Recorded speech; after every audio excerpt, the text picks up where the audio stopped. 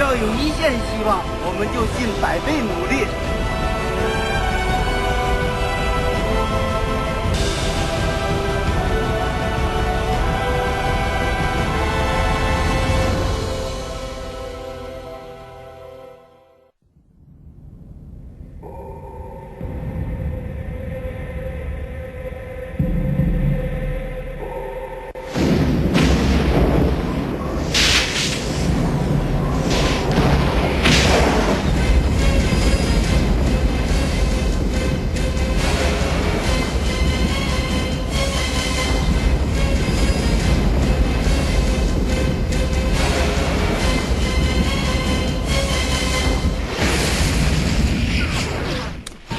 At 14:28 on May 12th, a massive earthquake devastated Wenchuan County and the surrounding area in northwest Sichuan province.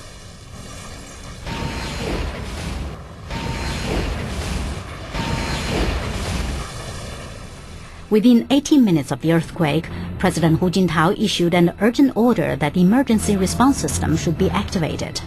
On the same day, a rescue force of more than 13,600 military personnel arrived in the city of Dujiangyan. However, landslides caused by the earthquake had destroyed or blocked all the roads leading to the epicenter, while heavy rain and thick clouds prevented access from the air. The counties of Wenchuan, Maoxian, and Beichuan formed an isolated island covered in a pall of death.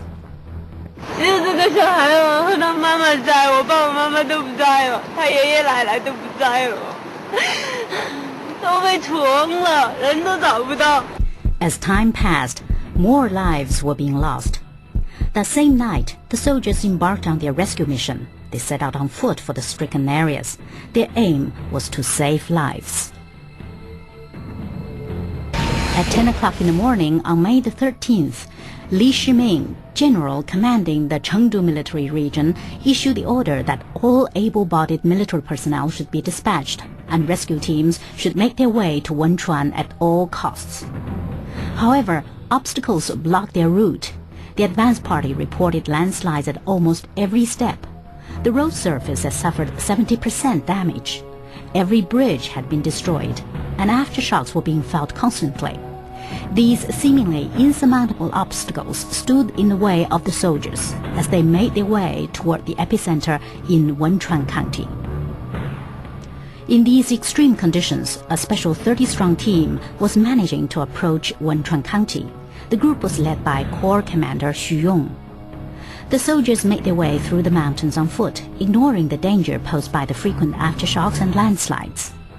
After 7 hours in which they covered 30 hazardous kilometers, they arrived in Yingxiu Township in Wenchuan, becoming the first rescue team to reach the area. In the next few hours, they rescued more than 300 injured people. At the same time, they were able to provide reassurances about the large-scale rescue operation that would follow. As of 10 p.m. on May 13th, 47,813 members of the People's Liberation Army, the People's Armed Police, the People's Militia, and the Military Reserve had been mobilized for the rescue operation. 你好，请问你是从哪里来的？洛呀。以后做任务得快点。昨天。你们这个体制是什么？一样，不怕苦不怕累。 Meanwhile, more and more troops were converging on the earthquake-stricken area. Following the example of the Chengdu military region, the military commands in Shenyang, Beijing, Lanzhou, Jinan, Nanjing, and Guangzhou also sent troops to assist in the rescue operation. 我相信你们会来救我。先是用那个生存探测仪探起来，等于是有时生存者噻，然后用手刨，然后最后把那个生存者救出来了。它因为它是特殊的混凝土结构，敲弄不了，只有采取挖挖机边手工作业，边弄边用手搬。 所以时间进度很慢，加上昨天晚上又下雨，今天下雨，就是也不好，带来很多难度。 Every minute counted in the rescue operation. With the land routes to the area blocked, the only way to ferry in the rescue teams, transport the desperately needed food and water, and bring up the most seriously injured survivors was by air. Xu Qiliang, commander of the PLA Air Force, gave a 3-word order: hurry, hurry, hurry. At 11:24 on May the 14th, an air transport plane took off from a military airport in Chengdu, bound for Maoxian County, one of the worst affected areas.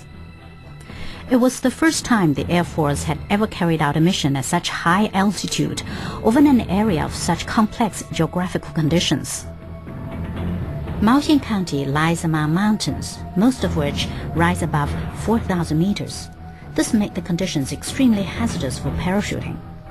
The airborne troops used to parachuting from an altitude of a few hundred meters in training were forced to jump from 5,000 meters. The 15 parachutists landed safely and by 3 p.m. sent back first-hand reports about the situation in Maoxian County. They were also able to help transfer the people there to Beichuan County. At 2 p.m. on May the 14th, the PLA Air Force sent in 1,500 military medical personnel and more than 100 tons of medicines and equipment. On May 14th, the Air Force flew 132 sorties, transporting 6,000 soldiers and 131.5 tons of medicines and equipment into the stricken area. It was the largest-scale transport operation ever conducted in a single day by the Chinese Air Force. Every second was vital. Saving lives was a race against time. However, with the breakdown of communications, power supply and land transport, it was impossible to bring large-scale machinery into the area. Clearing the roads became another urgent and daunting challenge. 基建有一个变道，你看这边有个小变道过来就行，过来到一个点上有基建，在一个点上依然有基建，就像糖葫芦一串。这公路啊，实际上像那糖葫芦中间那根铅一根主线，这每一堆塌方就是糖葫芦，每个糖葫芦我们都要把它啃掉，最后啃完了剩下一条线，那中间那穿的那一条线，实际上就基本上通了。At 6 p.m. on May the 15th, 800 members of a military engineering corps completed the repair of the road from Mianzhu to Beichuan. This allowed large-scale rescue machinery to reach the stricken area. At the same time, significant breakthroughs were being made in reopening the waterways. By May the 15th, military personnel following various routes had arrived at all 58 of the townships at the epicenter. The rescue operation was fully underway. Without any large-scale machinery, the advanced rescue teams were forced to use their bare hands. The work was exhausting. Whereas at first one soldier had been able to carry an injured person, eventually it would take 2 and then 3 of them. Even so, the soldiers did not hesitate to give their own food to the people they rescued. By 9 o'clock in the evening on May the 15th, the armed police had opened up a transport route into Wenchuan from Lixian County in the west. By midnight on May 15th, the number of rescue workers from the military exceeded 120,000. 34 air transport planes and helicopters had dropped 145 tons of food and medicines. 255.5 kilometers of damaged roads had been repaired, and 120,000 people had been rescued. The repair of the roads allowed the main relief force to enter the disaster area. By this time, however, even more areas were in a critical situation and were in desperate need of help. May the 16th was the most critical day for the military rescue teams. Whereas previously the principal enemy had been bad weather and dangerous roads, now it was time itself.